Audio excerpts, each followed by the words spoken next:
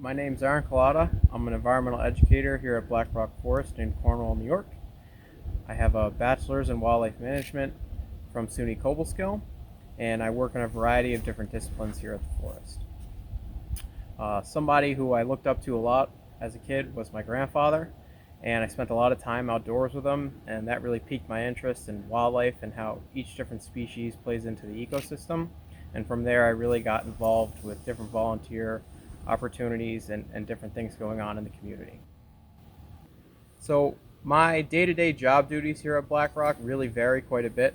One day I might be out in the field working with a group of students sampling for macroinvertebrates, and the next day I might be in the office helping with some event planning or working on communications and social media. So deer are the largest herbivores here at Black Rock Forest, and their impacts can alter forest health, forest seedling regeneration, species composition, and they may also alter the habitat suitability for other species like birds and small mammals. So here at Black Rock Forest, we use a combination of pellet count surveys, winter tracking efforts, and harvest data to get an estimate of our deer densities. In addition to the deer themselves, we also have over 20 different deer exposures, which allow us to compare seedling regeneration from both inside the areas where deer are not allowed and outside where the normal amount of browsing is going to occur. So here we have a deer bed under a hemlock tree. You can see the depression in the snow, how it's all kind of melted and smoothed out. There's also some droppings, and a telltale sign that a deer was laying here is some hair. And you can see towards the follicle it's darker, and then out towards the tip of the hair it's almost completely white, so it's probably from either the belly or the brisket area of the deer. And there's quite a bit of it in this bed, which means they probably spend a good amount of time here. We also collect data on acorn production each fall, and acorns make up a large portion of the deer's diet, and over time we can compare our deer populations and our acorn production for each fall, which allows us to look at projection for the following years. Here at Black Rock Forest, one of our key findings is that our deer populations and deer densities not only vary from year to year, but they vary from season to season. And this is directly related to major weather events and our acorn and food production. So this year, in 2020, we had little to no acorn production, and this resulted in a very low number of deer using the forest, and the deer that are currently using the forest have resorted to eating lesser preferred food sources like mountain laurel, hemlocks, and spruces. So some of our other questions include, how has the growing population of coyotes here in the Hudson Valley impacted our deer populations? And over the past 20 years, we've looked at winter kill rates, how many fawns are being depredated by coyotes, and the estimated number of coyotes that we have using the forest here today.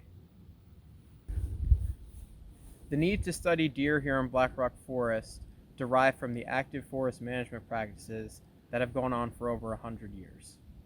With deer being the largest herbivores on the ecosystem, they've been of serious concern in regards to forest timber production and forest health overall. So research usually doesn't have a start and an end point. It consists of a series of progression, obstacles, and getting around those obstacles, and then reevaluating where you're at in regards to both your goals and your objectives. And the same thing goes for the deer management program here at Black Rock Forest. We're constantly reevaluating to see where we're at, but also staying consistent over time, as deer management will most likely be a part of Black Rock Forest for the foreseeable future. So one of the biggest challenges we face each year is how weather might impact our sampling efforts. This year we've had over 50 inches of snow in the month of February alone, and that makes it really difficult to get out and do those winter tracking efforts. And we can't go out and sample for our pellet count surveys until all of this snow has melted and we have a bare forest floor.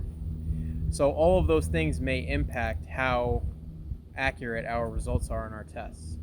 We also have a lot of help from volunteers, citizen scientists, and other partners that help out at every step of the way, and whether that's in regards to our pellet counts or our winter tracking or our hunter participation in regards to our deer management, we need help from other people to get this done, and that's not always consistent from year to year. So that's really what our biggest challenge has been throughout the past 30 or 40 years here at Black Rock Forest.